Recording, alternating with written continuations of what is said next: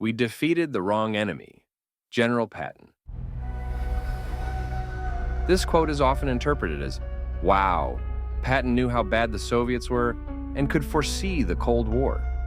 You have often seen this interpretation on social media. This is definitely incomplete information. Yes, he was hostile to the Soviets. But what he meant by this sentence needs to be explained with documents. I think this quote from Patton should be put next to some other quotes from Patton from the same period. Let me introduce you to some other Patton quotes, which may clarify the context of this sentence. Harrison and his ilk believe that the displaced person is a human being, which he is not, and this applies particularly to Jews who are lower than animals. You may also know that when the US liberated some camps, they continued to keep Jews under armed guard. Some people blame Eisenhower for that, but guess who was in charge of the American Jewish camps and wrote in his diary?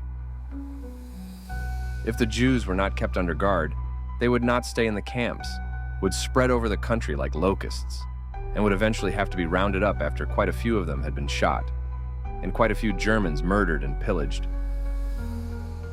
Wait, there's one more. This is from a letter Patton wrote to Lieutenant Colonel Charles R. Codman on October 4th, 1945, just a few days before Eisenhower relieved Patton of command of the Third Army. So far as the Jews are concerned, they do not want to live to be placed in comfortable buildings. They actually prefer to live as many to a room as possible. They have no conception of sanitation, hygiene, or decency, and are, as you know, the same subhuman type that we saw in the internment camps. Of course, he also refers to the press in the United States, which wrote about his attacks on soldiers and other minor incidents as the non-Aryan press, and refers to the Soviets as the degenerate descendants of Genghis Khan. Patton was a man of war. He saw his German opponents as men fighting for their country and doing their duty. In contrast, he saw the Soviet Union as a subhuman collection of uncouth, uncultured, dishonorable, and classless drunks, which was essentially Hitler's view of the people of the Soviet Union. Patton himself was a fierce anti-Jew and opposed the blaming of the Nuremberg trials on the Germans by vengeful Jewish conspirators. If Patton had a choice, he would have fought for or with Nazi Germany against the Jews. There is no doubt about that. He knew that the Soviet Union was the bigger threat, but he really said that the Germans were quote-unquote the better people. This means that when Operation Barbarossa began, all international observers, including Hitler and Stalin themselves, predicted that one day in the future there would be a showdown between the USSR and the Third Reich, but so far it has not happened.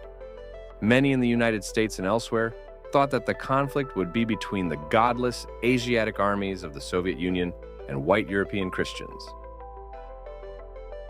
Many famous people who contributed to the Allied war effort against Hitler at some point sympathized with part of the Nazi agenda. Winston Churchill wrote very favorably about Hitler in his book, Great Contemporaries. Henry Ford was known for his sympathy for Hitler and his ideas, but he also contributed to Hitler's ultimate defeat by supplying millions of tons of war material to the US, Britain, and the Soviet Union. Between the eyes of Patton, Ford, Churchill, and many European royals, there were people who fought against Hitler but sympathized with Nazi ideology. I'll quote one more Patton quote as I wrap up. "We promised the Europeans freedom.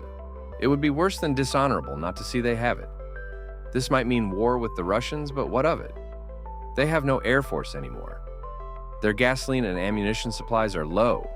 I've seen their miserable supply trains, mostly wagons drawn by beaten-up old hoses or oxen. I'll say this.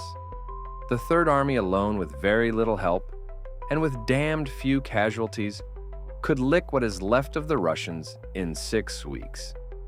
You mark my words. Don't ever forget them. Someday, we will have to fight them, and it will take 6 years and cost us 6 million lives. We have destroyed what could have been a good race of people, and we are about to replace them with Mongolian savages and all of Europe with communism." General Patton was a racist with almost identical views to the Nazis.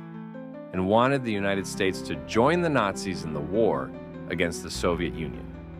He also wanted to attack the Soviet Union immediately after the end of the Second World War, when the Soviet Union was largely exhausted. Of course, it would have been devastating for the USSR to fight both Nazi Germany and the USA, but it would have made Hitler the ruler of Europe.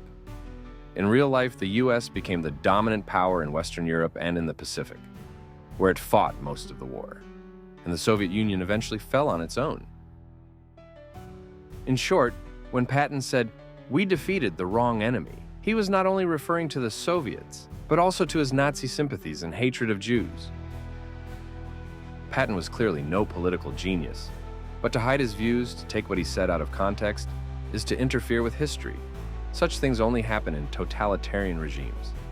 And this is an insult to the memory of millions of people who fought to prevent this from happening.